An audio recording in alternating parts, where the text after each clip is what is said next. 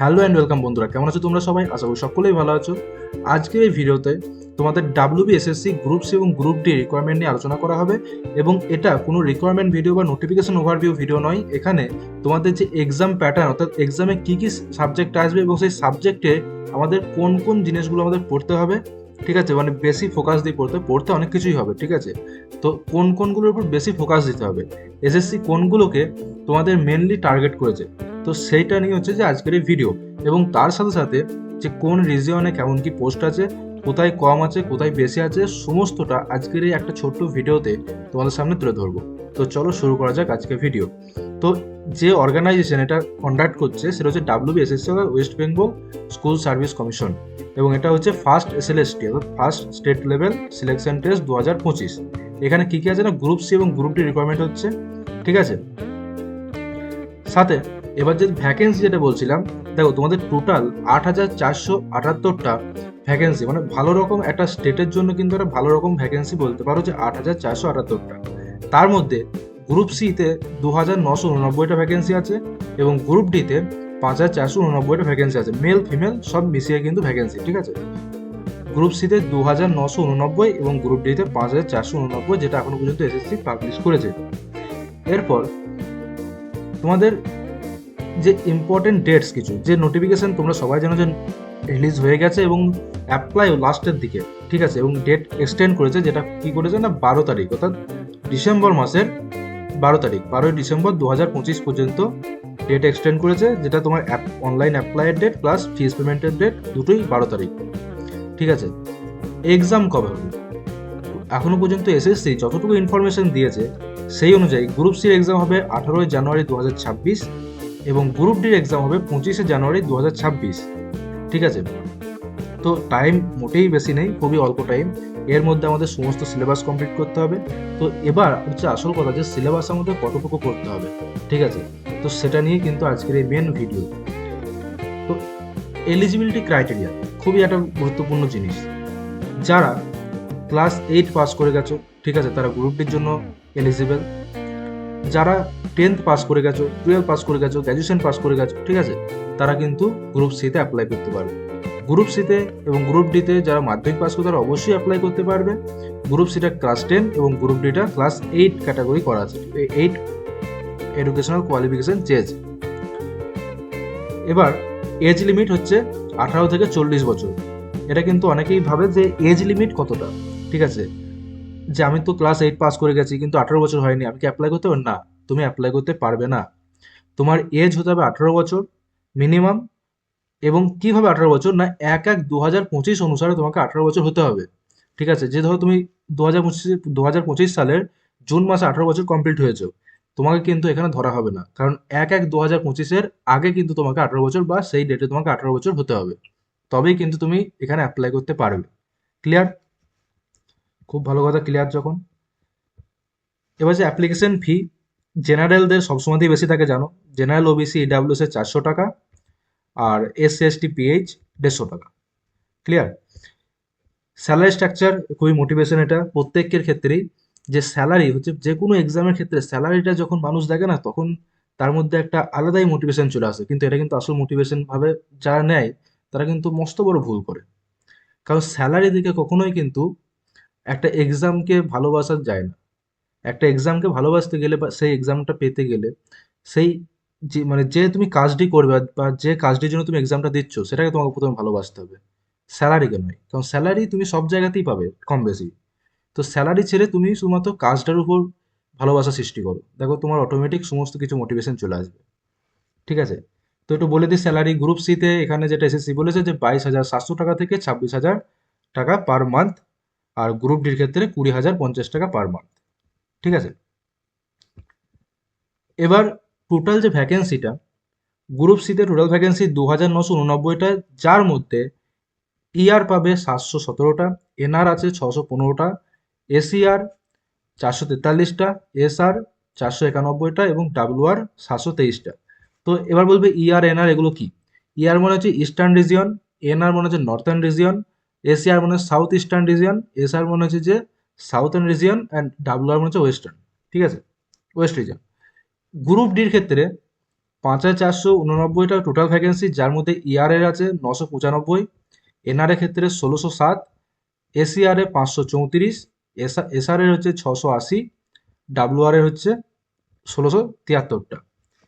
এবার যদি বলি গ্রুপ ডি অ্যাপ্লাই এর ক্ষেত্রে, যারা এনআর অর্থাৎ নর্থ রিজিয়ন থেকে এবং ডাব্লিউআর থেকে অ্যাপ্লাই করবে তাদের ক্ষেত্রে কিন্তু ভ্যাকেন্সি অনেক বেশি তুলনামূলক বাকিগুলোর ভ্যাকেন্সিও কিন্তু মোটেই কম না। এটা স্টেট লেভেল এক্সামের ক্ষেত্রে এই ভ্যাকেন্সিটা যথেষ্ট বেশি বলতে গেলে।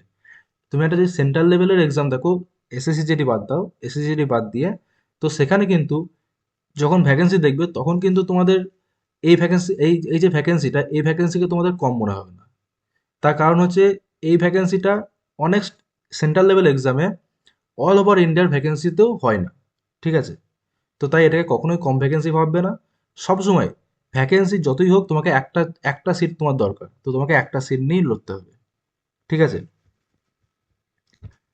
এবার যে তোমাদের এক্সাম প্যাটার্নটা নিয়ে একটু আলোচনা করি, যে ডাব্লিউবিএসএসসির গ্রুপ সি এর যে এক্সাম প্যাটার্ন, এখানে এসএসসি যেটা বলেছে যে জেনারেল অ্যাওয়ারনেস থাকবে 20টা কোশ্চেন, জেনারেল অ্যাওয়ারনেস থেকে থাকবে 20টা কোশ্চেন 20 নাম্বারের জন্য, রিজনিং থেকে থাকবে 10টি কোশ্চেন 10 নাম্বারের জন্য, ইংলিশ থেকে থাকবে 10টি কোশ্চেন 10 নাম্বারের জন্য, এবং অ্যারিথমেটিক অর্থাৎ কোয়ান্টের যে পার্ট অর্থাৎ অঙ্কের যে পার্ট, তো সেখান থেকে 20টা কোশ্চেন থাকবে 20 নাম্বারের জন্য।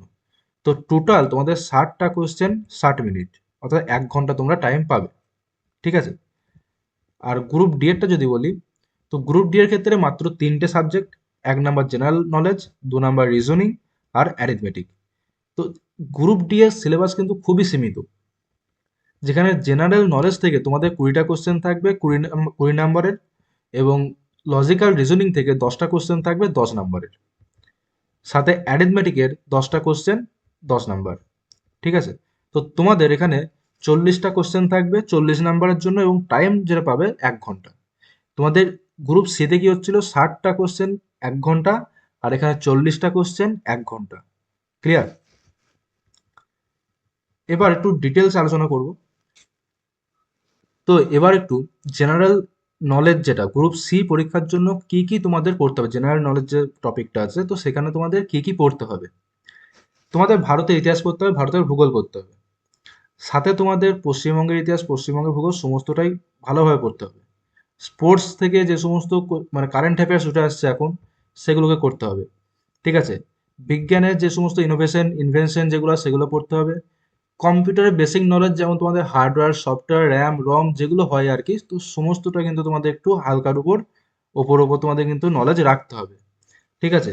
এছাড়াও অনেক কিছু হয়, যেমন economic affairs, current economic affairs যেগুলো, ভারতীয় যে সংবিধান সেটা নিয়ে তোমাদের সামান্য জ্ঞান রাখতে হবে, ঠিক আছে? তো এরকম ওপর কিন্তু সমস্ত জিনিসটা তোমাদের করতে হবে। কিছু কিছু জিনিস আছে যেগুলো তোমাদের ডেপথেও করতে হবে, ঠিক আছে? তো দেখো, এবার একটা কথা তোমাদের আমি বলি, যে এই যে চ্যানেল এক্সামিস্ট, তো এই চ্যানেলে তোমাদের ডাব্লিউবিএসএসসির গ্রুপ সি এবং গ্রুপ ডি এই দুটো এক্সামেরই কমপ্লিট প্রিপারেশন করানো হবে। এবং চ্যানেলটি নতুন, মানছি অনেকেই হয়তো প্রথমবার দেখছো, কিন্তু এইটুকু ভরসা রাখতে পারো এখান থেকে যেটুকু শিখবে সেটুকুই তোমার কাজে লাগবে। তাই প্লিজ সবাই সাবস্ক্রাইব করে নিও, এবং পাশে থাকা বেল আইকনটিকে অল সেট করে দিও, যাতে এই ধরনের আরও অনেক ভিডিও তোমরা দেখতে পাও, এবং যখনই ভিডিও আপলোড করব প্রথম নোটিফিকেশন তোমার কাছে যাবে। তো এবার দেখে নেওয়া যাক যে আমাদের গ্রুপ সি রিজনিং থেকে কি কি আসবে। তো গ্রুপ সি এর রিজনিং থেকে যে পিক্টোরিয়াল সিরিজ হয় না, যেমন ধরো মিরর ইমেজ, ঠিক আছে, তারপর ওয়াটার ইমেজ যেগুলো হয়, তো সেখান থেকে কোশ্চেন থাকবে। তারপর তোমাদের ধরো 4টে তোমাদের অপশন দিয়ে দিল, ঠিক আছে? অপশন এতে একটা দিল, অপশন বিতে একটা দিল, ঠিক আছে, অপশন সিতে একটা দিল, অপশন ডিতে একটা দিল, এরকম করে 4টে অপশন থাকলো। এবার 4টের মধ্যে তোমাদের কোনটা অড, ঠিক আছে, সেটা তোমাদের বের করতে হবে, অথবা এই 4টের মধ্যে কোনটা ঠিক সেটা তোমাদের বের করতে হবে, বা কোনটা ভুল সেটা তোমাকে বের করতে দিতে পারে, ঠিক আছে? এরকম কোশ্চেন কিন্তু তোমরা তোমাদের গ্রুপ সিতে দেখতে পাবে, ঠিক আছে? তার সঙ্গে ম্যাচিং থাকবে এবং পাজেল থাকবে, যেমন ধর সিটিং অ্যারেঞ্জমেন্টের পাজেল থাকতে পারে, ঠিক আছে? এই ধরনের জিনিস তোমরা কিন্তু তোমাদের এই গ্রুপ সি রিজনিংয়ে দেখতে পাবে। খুবই সহজ সিলেবাস তোমাদের, এবং খুবই ইজি এবং কম্প্যাক্ট সিলেবাস, ঠিক আছে? এরপর তোমাদের গ্রুপ সির যে ইংলিশের যে পোর্শনটা আছে, তো ইংলিশে কি কি তোমাদের পড়তে হবে। তোমাদের 4টে ওয়ার্ড দেবে, একই ওয়ার্ড, ঠিক আছে, শুধু স্পেলিংটা আলাদা, অর্থাৎ বানানটা আলাদা। তোমাদের বের করতে হবে খুঁজে ওই 4টের মধ্যে কোনটা ঠিক, ঠিক আছে। এটা এক ধরনের তোমাদের কোশ্চেন থাকবে। তোমাদের সেন্টেন্স স্ট্রাকচার থেকে কোশ্চেন থাকবে, গ্রামারে প্রিপোজিশন থেকে থাকবে, সিঙ্গুলার প্লুরাল থেকে তোমাদের কোশ্চেন থাকবে, তোমাদের একটা ওয়ার্ডের সিনোনিম অ্যান্টোনিম কি হবে সেখান থেকে কোশ্চেন থাকবে, এবং আরও যে সমস্ত ভোকাবুলারি যে সমস্ত যেগুলো হয় সেখান থেকে তোমাদের কোশ্চেন গ্রুপ সির ইংলিশে থাকবে, ঠিক আছে। এবার তোমাদের যে অ্যারিথমেটিকের পোর্শনটা আছে গ্রুপ সির, তো সেটা খুবই কম্প্যাক্ট। কিরকম বলি, এরকম এখানে তোমাদের অ্যাভারেজ করতে হবে, ফ্র্যাকশন করতে হবে, প্রফিট লস করতে হবে, সিম্পলিফিকেশন করতে হবে, এলসিএম করতে হবে, এইচসিএফ করতে হবে, রেশিও প্রপোর্শন করতে হবে, টাইম অ্যান্ড ওয়ার্ক করতে হবে, টাইম অ্যান্ড ডিস্টেন্স করতে হবে, পার্সেন্টেজের কোশ্চেন করতে হবে, এবং সিম্পল ইন্টারেস্ট করতে হবে। তোমরা ভাবছো যে এইটুকু করলেই হয়ে যাবে? একদমই নয়। তোমরা সবসময় সেফ যাবে, ঠিক আছে। এইটুকু করলে ধরো কিন্তু পরীক্ষায় ধরো থেকে একটু এক্সট্রা চলে এলো, কম্পাউন্ড ইন্টারেস্ট থেকে তোমাদের কোশ্চেন চলে এলো, তখন কি করবে? বসে থাকবে? তাই যখন করছো, টাইম যখন অল্প হলেও আছে হাতে, তো অ্যারিথমেটিকের আমি বলবো যে অ্যারিথমেটিকের যেগুলো হয় তো সমস্তটাই করে নাও। যতগুলো চ্যাপ্টার হয় অ্যারিথমেটিকের সবগুলোই করে নাও। এগুলোর উপর বেশি করে ফোকাস দাও, ওগুলোর উপর একটু কম ফোকাস দাও, কিন্তু প্রত্যেকটাই করে যাবে। এরপর তোমাদের যে জেনারেল অ্যাওয়ারনেস বা জেনারেল নলেজ গ্রুপ ডি পরীক্ষার জন্য, সেটা খুবই আরও ছোট গ্রুপ সি এর তুলনায়। কীরকম? তোমাদেরকে ভারতের ইতিহাস এবং ভূগোল পড়তে হবে, তোমাদের ভারতের সংবিধান নিয়ে একটু হালকা নলেজ রাখতে হবে, ঠিক আছে। তার সঙ্গে তোমাদের খেলার যে সমস্ত কারেন্ট অ্যাফেয়ার্স যেগুলো আছে সেগুলোকে তোমাদের একটু পড়তে হবে, ঠিক আছে। এবং কম্পিউটারের নলেজ একটু তোমাদের রাখতে হবে, ঠিক আছে। এবার তোমাদের হচ্ছে যে রিজনিংয়ের সিলেবাসটা কি, রিজনিংয়ের সিলেবাস গ্রুপ সি এর মতোই ছোট। কীরকম? এখানে পিক্টোরিয়াল সিরিজ যেমন বললাম যে জল জল ছবি এবং আয়নাতে ছবি যেগুলো হয় সেগুলো, ঠিক আছে। অড ওয়ান আউটের কোশ্চেন থাকবে, ম্যাচিং থাকবে, ব্লাড রিলেশন থাকবে, অর্থাৎ রক্ত সম্পর্ক যেটা হয়, যে তার মায়ের মাসির ছেলে, এরকম যে কোশ্চেন। তো এই ধরনের কোশ্চেনগুলো তোমাদের কিন্তু পরীক্ষায় আসবে। অ্যারিথমেটিকের পোর্শনটা গ্রুপ ডি এর জন্য আরও কম। তোমাদের এলসিএম এবং এইচসিএম, অর্থাৎ লসাগু এবং গসাগুর সহজ যে সমস্ত কোশ্চেন হয় সেখান থেকে তোমাদের থাকবে। সাথে অ্যাভারেজ অর্থাৎ গড় থাকবে, রেশিও প্রপোর্শন অনুপাত সমানুপাত থাকবে, পার্সেন্টেজ থাকবে, এবং সিম্পল ইন্টারেস্ট থেকে তোমাদের কোশ্চেন কিন্তু থাকবে। ক্লিয়ার? তো এই ছিল তোমাদের ওভারঅল সিলেবাস। তো আশা করি বুঝতে পেরেছো, এবং ক্লাস আমি শুরু করতে চলেছি সামনের সপ্তাহ থেকে বা এই সপ্তাহের মিডিল থেকেই। তো প্রত্যেককেই বলবো যে চ্যানেলটাকে সাবস্ক্রাইব করে রাখো। আশা করি অনেক কিছু জানতে পারবে এখান থেকে, এবং এই ধরনের এক্সাম রিলেটেড যে নোটিফিকেশনগুলো যখন আসে সেই নিয়ে আমি যে ভিডিওগুলো বানাই, সেখান থেকে তোমরা পুরো নোটিফিকেশনটা এক ঝলকে তোমরা পেয়ে যাবে। তো চলো, ভিডিও এতটুকুই। দেখা হচ্ছে পরের দিন অন্য কোনো একটা ভিডিওতে। ততক্ষণ ভালো থেকো, সুস্থ থেকো, এবং হাসি খুশিতে থাকো।